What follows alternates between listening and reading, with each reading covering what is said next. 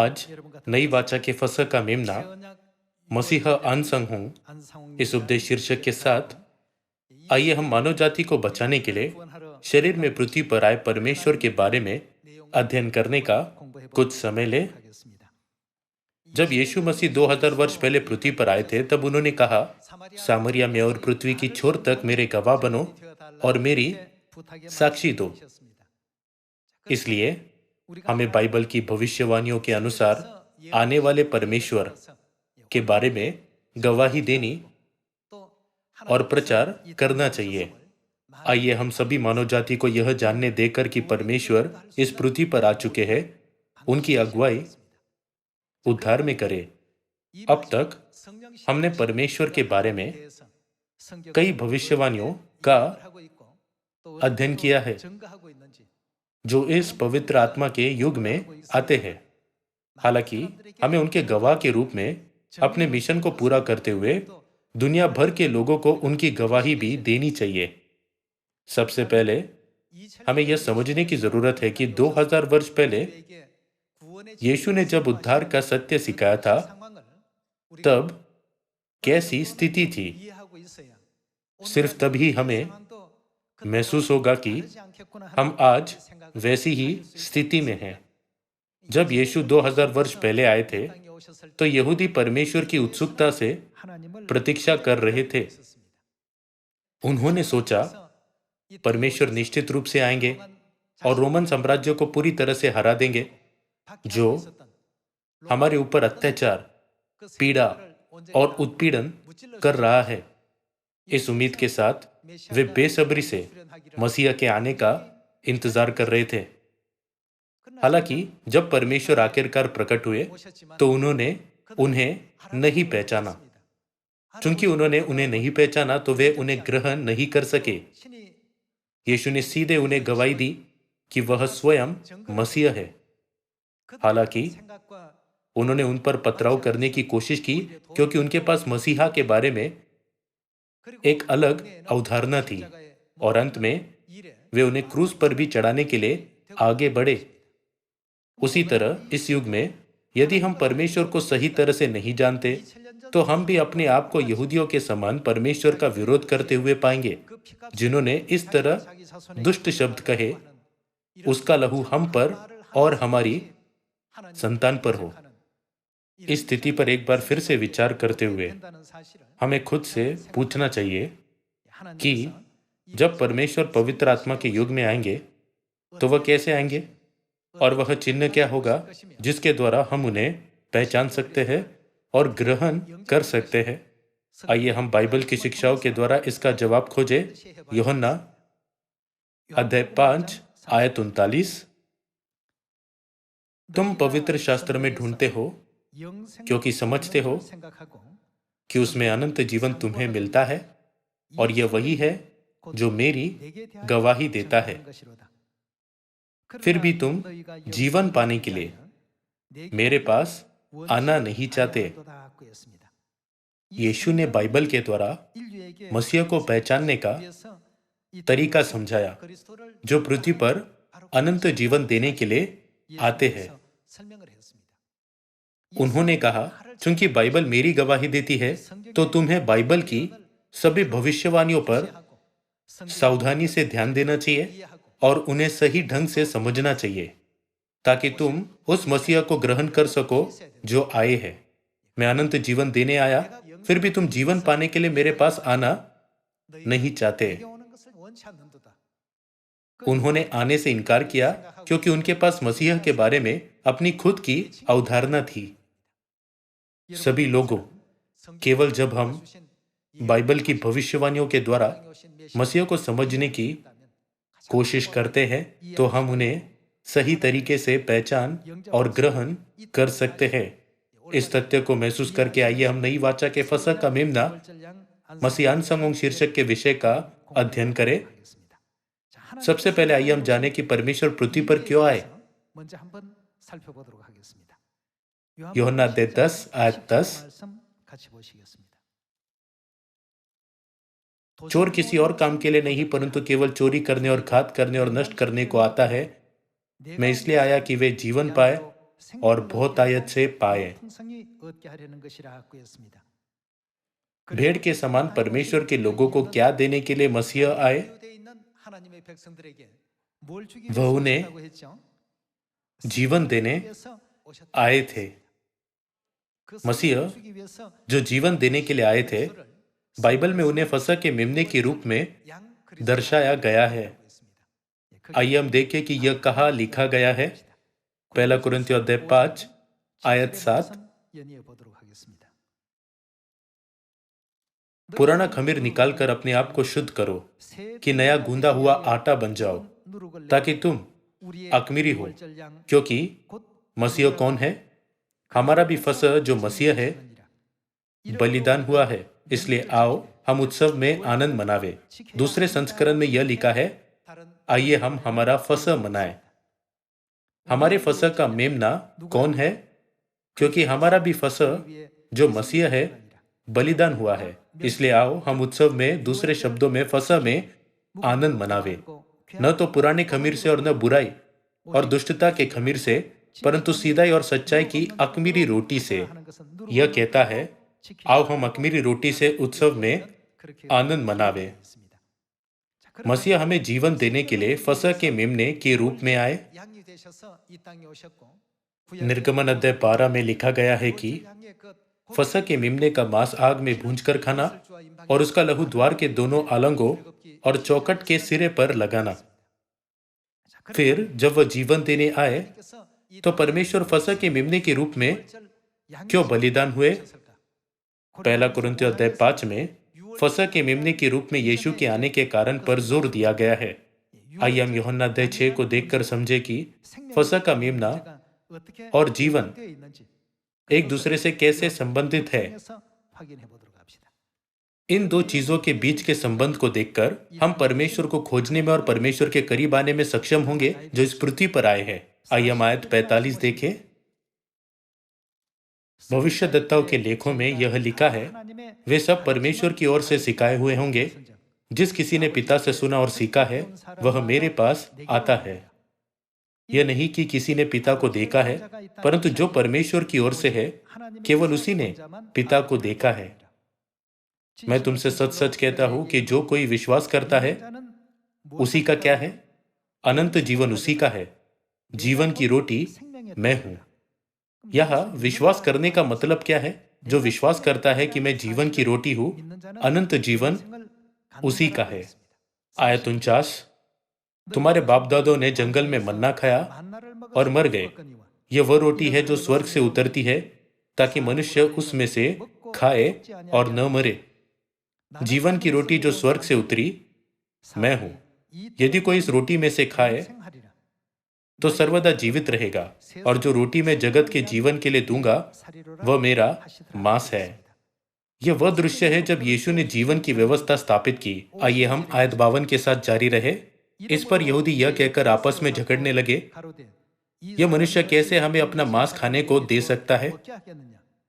यीशु ने उनसे कहा, मैं तुमसे सच सच कहता हूं कि जब तक तुम मनुष्य के पुत्र का मांस न खाओ और उसका लहू न पियो, तुम में क्या नहीं?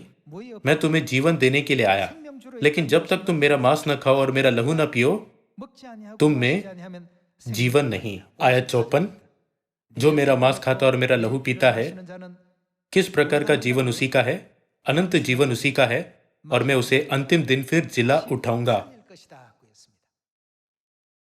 फसह के मेमने के मांस और लहू के साथ क्या करना है, इसके बारे में निर्देश निर्गमन की पुस्तक में दिए गए थे।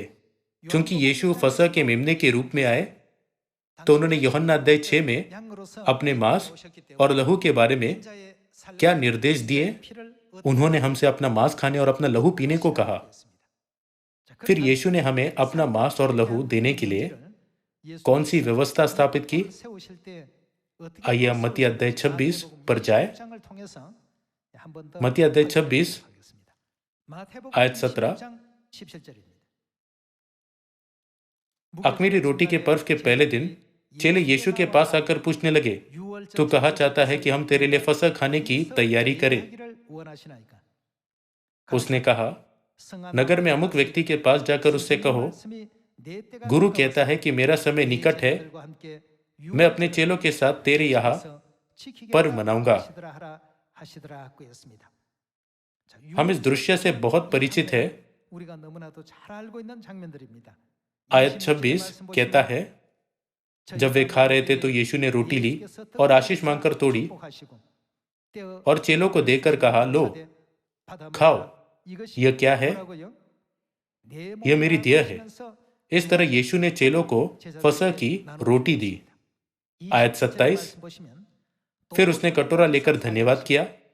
उन्होंने फसह के दाखमधु का कटोरा लिया, धन्यवाद किया और उन्हें देकर कहा, तुम सब इसमें से पियो, क्योंकि यह फसह का दाखमधु वाचा का मेरा वह लहू है, जो बहुतों के लिए पापों की क्षमा के निमित्त बहाया जाता है। यूहन्ना अध्याय 6 में यह कहता है कि जो कोई भी मनुष्य के पुत्र का मांस खाता है और उसका लहू पीता है, अनंत जीवन उसी का है और वह जिलाया जाएगा।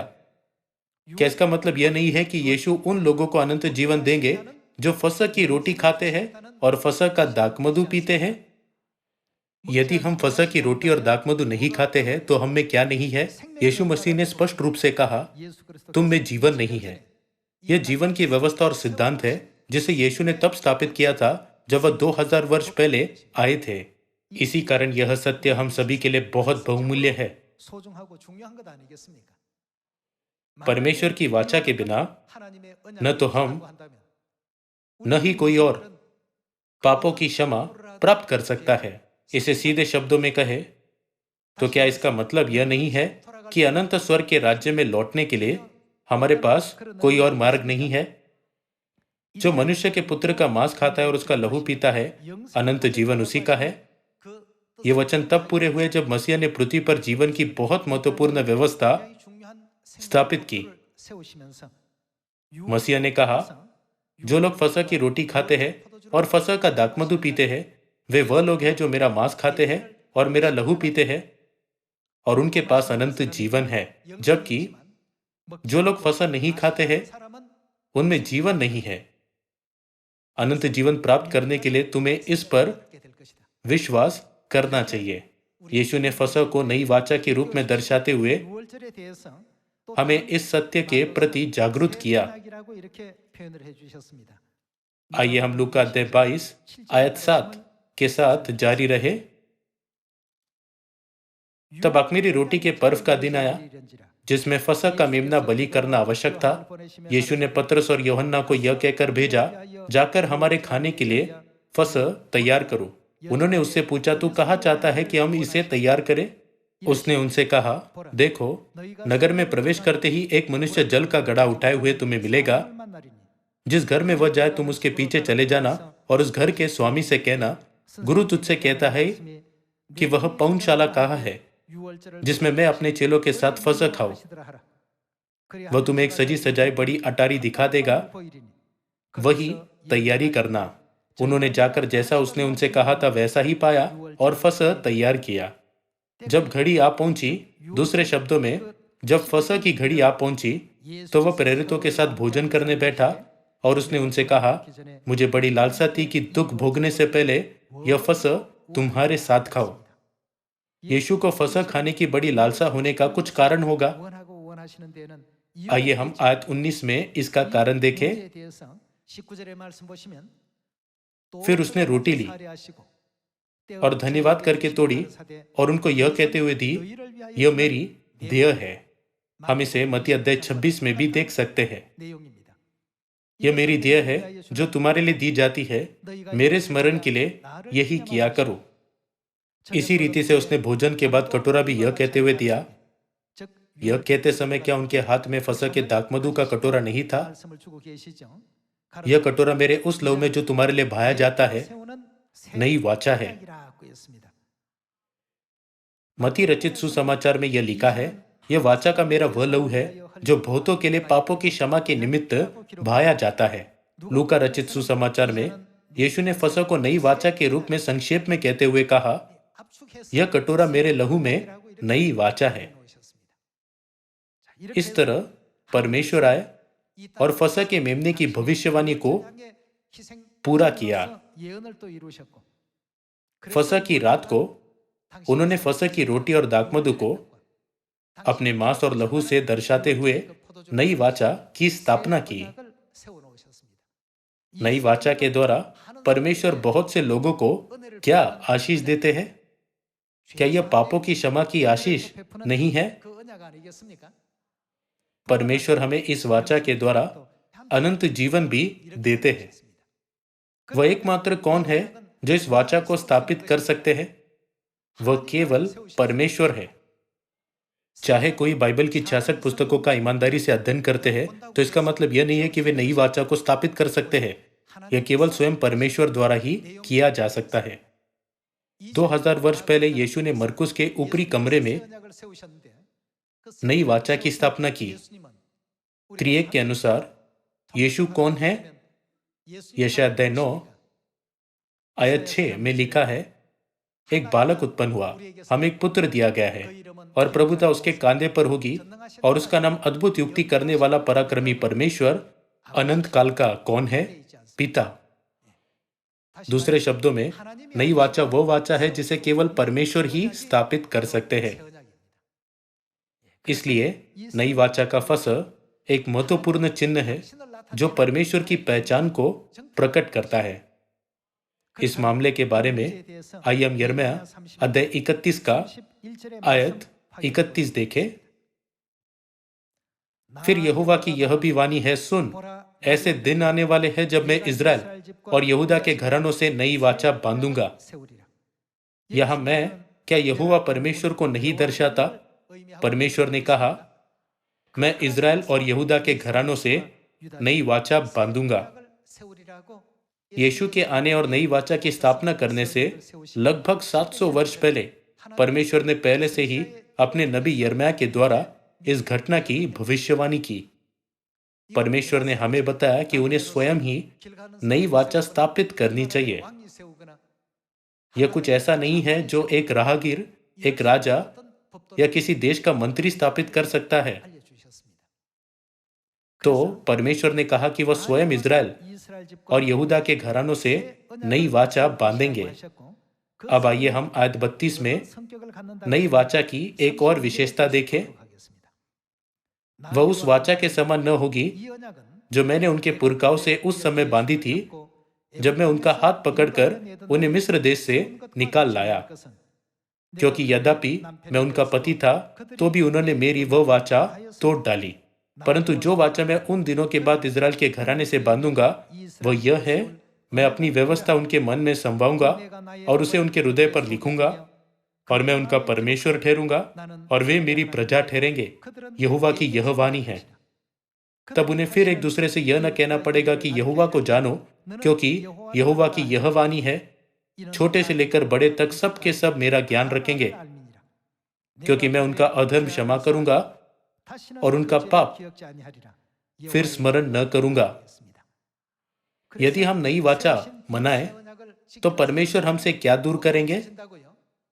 परमेश्वर हमारे सभी पिछले पापों और अधर्मों को दूर करके हम पर अपने अद्भुत अनुग्रह को बढ़ाएंगे। यह केवल नई वाचा की व्यवस्था के द्वारा किया जा सकता है। परमेश्वर का अनुग्रह प्राप्त करने का कोई अन्य तरीका नहीं है। इस कारण से परमेश्वर ने कहा, मैं अपनी व्यवस्था उनके मन में समवाऊंगा और उसे उनके हृदय पर लिखूंगा और मैं उनका परमेश्वर ठहरूंगा और वे मेरी प्रजा ठहरेंगे। उन्होंने नई वाचा के सत्य के द्वारा अपने लोगों के सभी पापों और अधर्म को क्षमा करने की बहुमूल्य प्रतिज्ञा दी। 2000 वर्ष पहले किस दिन यीशु ने नई वाचा की घोषणा की थी? फसह के दिन। यहोवा और यीशु एक ही है। क्या इसीलिए यहोवा ने नहीं कहा, मैं इसे स्थापित करूंगा, और फिर 2000 वर्ष पहले यीशु के नाम से आए और मरकुस के ऊपरी कमरे में नई वाचा फसह की स्थापना की? उन्होंने खुद की तुलना फसह के मेमने से की, जैसे पहला कुरिन्थियों अध्याय 5 में लिखा गया है।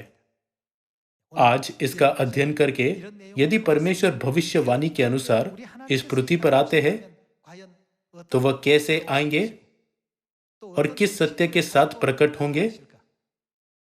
अंतिम दिनों में कई झूठे भविष्यद्वक्ता और झूठे मसीह यह कहते हुए प्रकट होंगे, मैं मसीह हूं।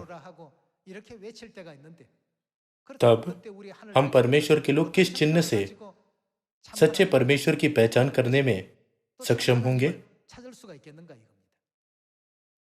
परमेश्वर ने हमें चिन्ह जानने देते हुए कहा, मैं नई वाचा की स्थापना करूंगा, इसलिए उस व्यक्ति को खोजो जो नई वाचा स्थापित करता है। 2000 वर्ष पहले मसीह इस पृथ्वी पर आए और नई वाचा फसह का सत्य स्थापित किया। हालांकि क्या हुआ, वह इस दुनिया से गायब हो गया। 325 ईस्वी में फसह गायब हो गया। इब्रानियों 9 आयत 28 में यह लिखा है, जो लोग उसकी बाट जोते हैं उनके उद्धार के लिए दूसरी बार बिना पाप उठाए हुए दिखाई देगा। फिर हम कैसे मसीह को खोज सकते हैं जो इस पृथ्वी पर दूसरी बार प्रकट होते हैं। क्योंकि बाइबल मसीह के बारे में गवाही देती है, इसलिए हमें बाइबल की भविष्यवाणियों के अनुसार आए मसीह को ग्रहण करना चाहिए। हमें किसी पर भी ऐसे ही विश्वास नहीं करना चाहिए। आइए हम यशायाह अध्याय 25 आयत 6 के द्वारा जाने कि परमेश्वर दूसरी बार कैसे आएंगे। सेनाओं का यहोवा इसी पर्वत पर सब देशों के लोगों के लिए ऐसा भोज तैयार करेगा जिसमें भांति भांति का चिकना भोजन और नितरा हुआ दाखमधु होगा। उत्तम से उत्तम चिकना भोजन और बहुत ही नितरा हुआ दाखमधु होगा। और जो पर्दा सब देशों के लोगों पर पड़ा है, जो घूंघट सब जातियों पर लटका हुआ है, उसे वह इसी पर्वत पर नष्ट करेगा। वह किसका नाश करेगा? मृत्यु का सदा के लिए नाश करेगा। सदा के लिए मृत्यु का नाश करने का अर्थ है अनंत जीवन देना। इसका मतलब है कि दाखमधु के साथ एक पर्व आयोजित किया जाएगा जिसमें मृत्यु को नष्ट करने की विशेषता होगी। यह किसके साथ मनाया जाने वाला पर्व है? यदि हम किसी से मिलते हैं जो नितरे हुए दाखमधु से मृत्यु का नाश करते हैं, तो हमें उन्हें अपने परमेश्वर के रूप में सही तरह से पहचानना चाहिए। आइए हम फिर से आयत 8 देखें। वह मृत्यु का सदा के लिए नाश करेगा और प्रभु यहोवा सबों के मुख पर से आंसू पोंछ डालेगा और अपनी प्रजा की नामधराई सारी पृथ्वी पर से दूर करेगा, क्योंकि यहोवा ने ऐसा ही कहा है। आयत 9, उस समय यह कहा जाएगा, देखो यह कौन है? हमारा परमेश्वर यही है। हम इसी की बाट जोते आए हैं कि वह हमारा उद्धार करे। यहोवा यही है, हम उसकी बाट जोते आए हैं। हम उससे उद्धार पाकर मगन और आनंदित होंगे। क्यों लोग आनंदित और मगन हो रहे हैं? क्योंकि उन्हें अपने उद्धार में यकीन है। यह वह दृश्य है जहां लोग आनंदित और मगन हो रहे हैं क्योंकि वे सच्चे परमेश्वर से मिले हैं। कई झूठे भविष्यद्वक्ता और झूठे मसीह प्रकट होते हैं और वे यह दावा करते हैं, मैं मसीह हूं जो आने वाला है, मैं वह हूं। लेकिन परमेश्वर ने हमें सिखाया कि बाइबल उनके बारे में गवाही देती है, इसलिए हमें केवल बाइबल के द्वारा मसीह को समझकर उन्हें ग्रहण करना चाहिए। जैसे लिखा है, देखो हमारा परमेश्वर यही है, हम इसी की बाट जोते आए हैं कि वह हमारा उद्धार करे। इस वचन में उल्लेखित वह उसे क्या करना चाहिए? उन्हें नितरे हुए दाखमधु के द्वारा मृत्यु का सदा के लिए नाश करना चाहिए। निश्चित रूप से जो इस कार्य को पूरा करते हैं वह हमारे परमेश्वर है। आज जैसा कि हमने परमेश्वर के वचनों का अध्ययन किया है, वह सत्य क्या है जिसमें मृत्यु को नष्ट करने और अनंत जीवन देने की परमेश्वर की प्रतिज्ञा शामिल है?